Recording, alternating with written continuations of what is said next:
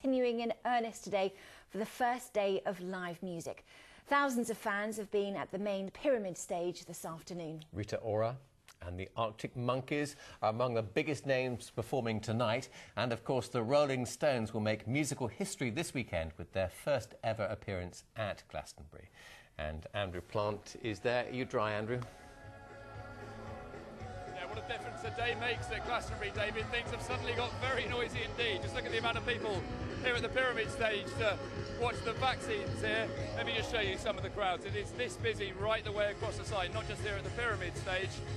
It is just heaving with people. I think all the ticket holders are in here now. Well, there we go. It's just got a bit quieter. Now, it's not just the crowds that have changed here at Glastonbury, but the climate too. It is much cooler today. And yesterday we had quite a lot of rain. And when you get 135,000 pairs of wellies stomping on the same piece of ground, it gets very muddy very, very quickly. It doesn't take long at Glastonbury before a little rain makes a lot of mud. Seasoned Glastonbury goers take this in their stride. The ice cream sellers not the only ones here hoping for a change in the weather. Sun and all the celebrities just be walking everywhere. So we can see them all. Yeah. But most of all sun, because this weather is disgusting. Sunshine. That'd be grand if there's sunshine. Sun. Less mud, dunno. Do you not enjoy the rain? Well, I don't know, her sister's just splashed in muddy puddles, she's stinking. My tent had flooded. So luckily we've tried to dry it out. So it should be good. Home comforts are harder to come by here. Waking up in wet fields means a trek to brush your teeth, bacon sandwiches outside, and enlisting help to wash your hair. Serious? Oh, no! But everything is available here. Can we book for tomorrow? If you look hard enough and book early. I think we may be fully booked depending on what you want. At the Vanity Van you can rent a hairdryer by the half hour, making it one of the most popular places in Pilton. Well, I think it's because it's 5 days. Yeah, I couldn't leave my hair for 5 days. Some people say it's glamping, but never mind. Because Glastonbury's worth it.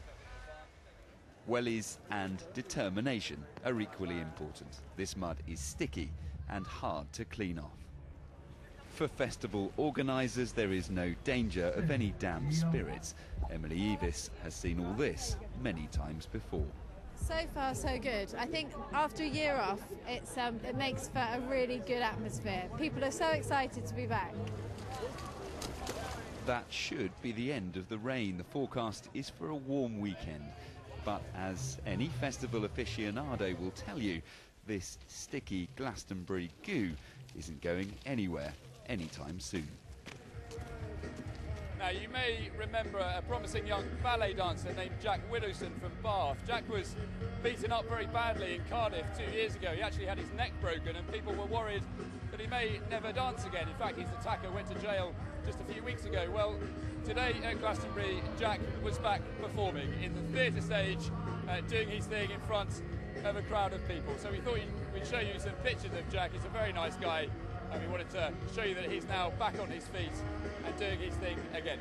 Now, there are some sites here at Glastonbury that are just as iconic as the Pyramid stage here, and one of them is just over my shoulder. You can see between the trees over there, a long way away, there is a blue bus, an old London bus. It's been coming to Glastonbury for nigh on 40 years and is very famous among people here as a place to get cider, of course, but also a place to meet.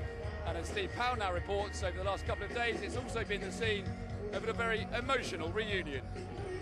Like many other ageing stars of Glastonbury, the Somerset Cider Bus takes a little longer in makeup these days before appearing in public. Bad weather this winter has made the cider makers' job a lot harder here at the bus's home farm near Langport. Despite this, Julian Templey is confident festival goers won't be disappointed by this year's vintage. A cider bus will ride yet again. If it starts, that is. Well, folks, fingers crossed. Here goes. And so the bus begins its annual pilgrimage to the festival. It's a bit like going to the First World War, and if you survive, then you feel pretty pleased about yourself. But that's a joy to be going back, and now actually we've left the farm. Once the bus is parked up, the cider begins to flow and old friendships are rekindled. Hello. How are you? Ask someone where the cider bus is, and then that's where we are. Meet me at the cider bus, the most often heard phrase around here. Steve Bevan is waiting to meet somebody very special. Recently he made contact with his dad John, who he's never met before. They've arranged to meet for the very first time at the bus. We both love the festival very much and we share these common interests. It's going to be amazing, you know, and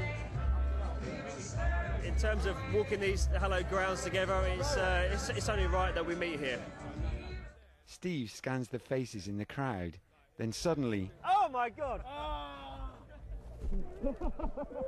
Now that's a Glastonbury moment they'll never forget. Reunited at the cider bus. You know, the kind of jumbled jigsaw piece of my life, you're just the missing piece. Time now for father and son to catch up over a cider or two. Steve Powell, BBC Points West. The vaccine's going down very well here on the Pyramid stage. The Arctic Monkeys headlining here tonight, the Rolling Stones tomorrow. Now this huge festival has exactly the same, or roughly the same, power requirement over this weekend as the city of Bath. And when you look at the size of the speakers out there, you can really believe that. Just before I hand you back, I should say the BBC introducing stage is now live. It's giving new bands their first chance to play big stages. You can catch some of that online, and we will bring you more from here in tonight's 10 o'clock news. Back to you. Andrew, thank you very much indeed. I'm missing you already. I had great fun down there yesterday and so friendly. But I just hope it gets warmer for them.